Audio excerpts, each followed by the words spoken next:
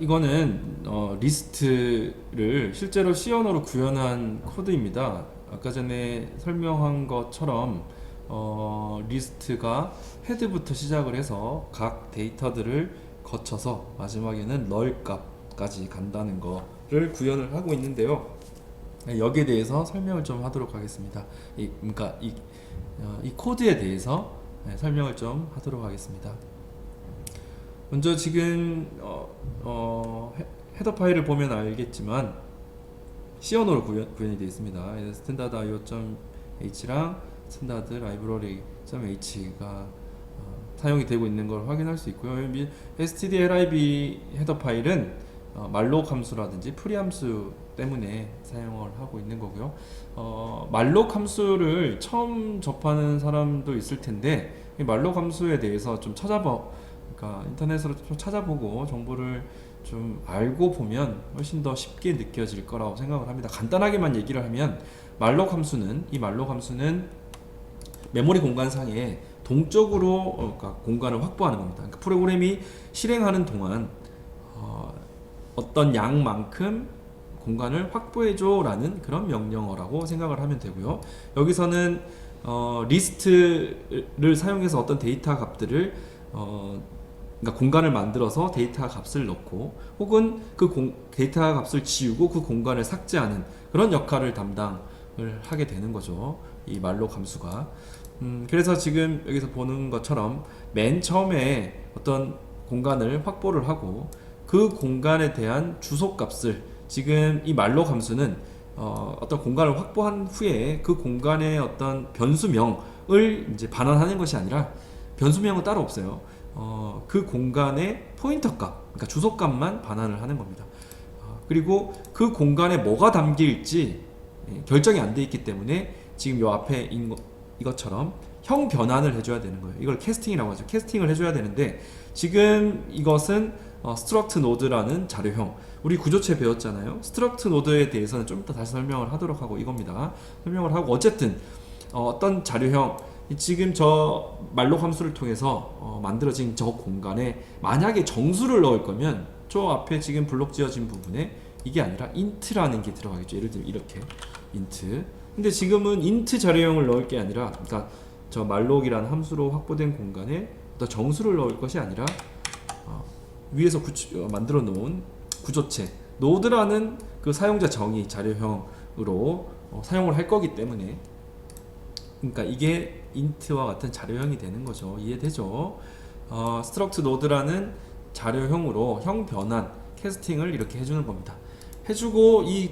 지금 해주고 나면 이 값은 결국 node라는 자료형을 담을 공간의 주소값이 되죠. 그 주소값을 head라는 곳에 헤드라는 포인터 변수에 넣어준다는 거죠. 근데 잘 보니 이 헤드라는 포인터 변수도 struct node 자료형이네요. 너무나 당연한 거예요. 왜냐하면 이 공간에 담길 내용이 이거다라고 이런 형이다, 자료형이다라고 선언을 해놓고 이 공간의 주소값을 헤드라는 포인터 변수에 줄 거면 헤드라는 포인터 변수도 같은 자료형이어야 하는 거죠. 그래서 이 헤드라는 어떤 포인터 변수의 자료형도 struct node다, 이렇게 연관지어서 이해를 할 수 있어야 합니다. 자, 지금 이 구조가 이렇다는 얘기를 했는데 지금 struct node에 대해서 잠깐만 설명하고 또 이어서 설명을 할게요. struct node는 사용자 정의 자료형이, 그래서 이 node라는 이름은 사용자가 정하는 거예요. 이 struct는 예하거지만 구조체를 만들 거야. 그 구조체 이름은 노드다. 이 노드는 내가 만든 자료형이야. 그 자료형 안에는 이렇게 구성이 돼 있어. 그 구성되어 있는 내용을 보니 또 자기 자신을 부르죠. 그러니까 자기 자신을 담고 있는 구조체, 이렇게 볼 수 있는 거예요. 자기 자신을 담고 있는데 그 자기 자신의 자료형으로 쓰는 것은 바로 포인터 변수로 쓰고 있죠. 그러니까 이걸 진짜 쉽게 한번 얘기를 해볼게요. 지금 별표가 들어갔기 때문에 이거는 포인터 변수예요. 그리고 next라는 변수명을 쓰고 있는데 결국 next라는 포인터 변수는 어떤 공간의 주소값을 가지고 있다. 더 쉽게 얘기하면 어떤 공간을 가리킨다, 이렇게 얘기를 할 수가 있는 거죠. 그러면 이 포인터 변수의 자료형은 무엇이 되어야 하는가? 이 포인터 변수, 다시 말해 next가 가리키고 있는 그 공간에 담길 자료형이 이 포인터 변수의 자료형이 되는 겁니다. 지금 이 말이 100% 이해가 안 돼도 좋아요. 근데 나중에 언젠가는 이 말을 분명히 장담하건대 떠올리게 될 거예요. 아, 그때 이 선생님이 얘기하던 게 이 말이었구나 라는 걸 분명히 깨달게 되는 그런 날이 있을 거예요. 다시 한번 얘기를 해볼게요. 포인터 변수의 자료형은 그 포인터 변수가 가리키는 곳에 공간에 저장될 자료의 자료형이다 라고 이해를 해야 됩니다. 그래서 지금 이 next가 가리킬 곳은, 우리 지금 아까 리스트 배웠잖아요. 리스트가 한 자료가 그 다음 자료를 가리켜야 된다고 했잖아요. 그래서 저 지금 노드라는 그 스트럭트, 그러니까 구조체 안에는 어떤 데이터를 저장해야 될 공간도 필요하지만 지금 여기 인트형으로 지금 정의가 돼 있죠. 그러니까 5라는 숫자 혹은 2라는 숫자를 담아둬야 될 공간도 필요하지만 더불어 다른 데이터를 지목할, 가리켜야 할 포인터도 필요하다. 그 포인터가 뭔데? next라고 이름을 붙일 거야. 근데 이 next가 가리킬 곳에 가보니 거기도 자료형이 뭐예요? 바로 노드라는 거죠. 그래서 struct node가 되는 겁니다. 어렵게 생각할 필요 전혀 없어요. 이렇게 정의를 해두고 다시 한번 보세요. 이렇게 struct node라고 자료형으로 정의된 이 헤드에 malloc 함수를 통해서 공간을 확보해주고, 그럼 이 헤드가 결국은 첫 번째 어떤 자료를 뭐 그게 5가 됐든 10이 됐든 2가 됐든 첫 번째 자료를 가리켜야 한다는 거죠. 그건 어떻게 구현을 하느냐? 여기 잠깐 보세요. 이렇게 이 줄. 헤드가 지금 화살표. 이 화살표 또 잘 모르겠죠. 이 화살표 next. 잘 모르겠지만 우리가 직관적으로 한번 얘기를 해보면 헤드가 뭐였어요? 구조체였잖아요. 구조체. 헤드의 자료형이 구조체였잖아요. 그 구조체에 가보니 next라는 말이 있어요. 변수가. 그러면 이거는 아마도 헤드라는 구조체를 선언을 했고, 그 그러니까 헤드의 자료형은 노드고, 노드 안에 멤버 변수를 봤더니 next라는 포인터 변수가 있더라. 지금 이 화살표는 아마도 그 멤버에 접근을 해서 사용할 때 쓰는 건가 보다, 이렇게 이해를 할 수가 있겠죠. 정확하게 얘기를 하면 포인터 변수만 쓸 수가 있어요. 이거. 포인터 변수로 정의된 구조체 변수일 경우 그 멤버에 접근을 할 때 사용할 수 있는 연산자입니다. 이게 연산자예요. 그러니까 헤드라는 포인터 변수가 구조체로 정의되어 있기 때문에 그 구조체에 정의되어 있는 멤버 변수인 next에 접근을 할 때는 이 화살표를 쓸 수 있다는 겁니다. 지금 이걸 다 설명하기는 힘들어요. 그러니까 선생님 말 여기까지만 듣고 이해가 잘 안 되거든. 검색을 한번 해보세요. 키워드는 이거예요. 구조체, 포인터, 접근, 멤버 접근, 이렇게 검색을 하면 아마 나올 것 같아요. 자, 어쨌든 헤드라는 구조체의 멤버인 next의 값에 노드 1이라는 값을 넣었다. 이 말은 무슨 말이냐면 첫 번째 이제 데이터를 이름 붙여서 노드 1이라고 붙인 거예요. 지금 노드 1의 주소값을 헤드에게 담겠다라는 거죠. 그러니까 헤드의 공간에 주소값 포인터 값이 들어가 있는데 그 포인터 값을 첫 번째 데이터와 연결을 짓겠다, 이런 말이 되는 거죠. 그럼 첫 번째 데이터는 어디에 있어? 아까 없었잖아요. 그래서 위에 줄에서 이렇게 만들어주는 거죠. 공간을 똑같은 구조로. 아까 위에서 얘기한 것처럼 malloc 함수를 통해서 또 공간을 확보를 하고, 그 확보된 공간의 자료형을 이렇게 캐스팅한 다음에 그 곳의 주소값을 노드 1이라는 곳에 넣어준다는 거죠. 그리고 그 노드 1이라는 곳을 헤드가 가리키도록 만들어줬고요. 여기서 그런 다음에 이 노드 1이라는 곳에 데이터 값을 10이라는 값을 넣었다, 이렇게 이해를 하면 될 것 같습니다. 자, 그 다음에 다음번에 이제 또 20이라는 데이터를 추가로 이제 삽입을 할 거예요. 20이라는 데이터를 이제 추가로 삽입을 할 건데 10 다음에 20을 넣을 거면 똑같이 노드 2라는 공간을 마련한 다음에 노드 2를 가리키게 만들어야 되겠죠. 뭐가? 노드 1이. 그래서 노드 1 next가 노드 2를 가리키게 만드는 거고, 지금 노드 2라고 이렇게 적혀 있는 이 값은 정확히 말하면 주소값이에요. 노드 2의 주소값. 왜냐하면 포인터 변수거든요. 이게 포인터 변수로 선언이 돼 있기 때문에 노드 2의 주소값. 그럼 노드 2의 자료형은 뭐야? 봤더니 노드라는 자료형이죠. 이 노드라는 자료형은 어떻게 이루어져 있지? 인트형 그러니까 정수형 데이터 하나랑 노드형 포인터 변수 하나랑으로 이루어져 있다라는 거죠. 대충 이해되죠?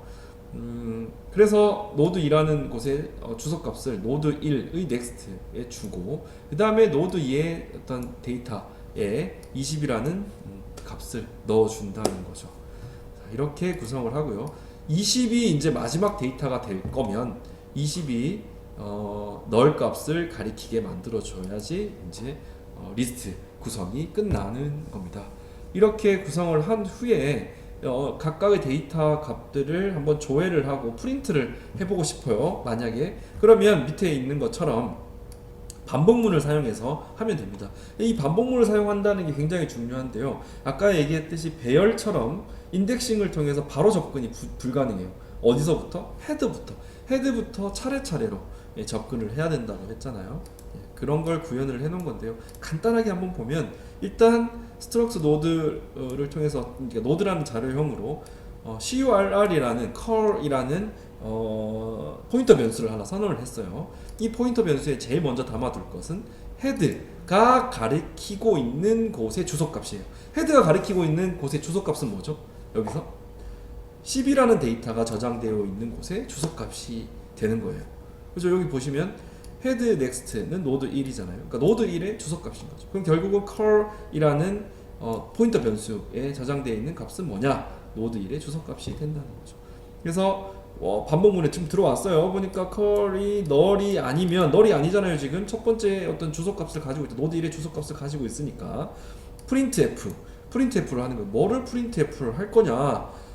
cur이라는 그 포인터 변수가 지목하고 있는 그 공간에 있는 데이터 값.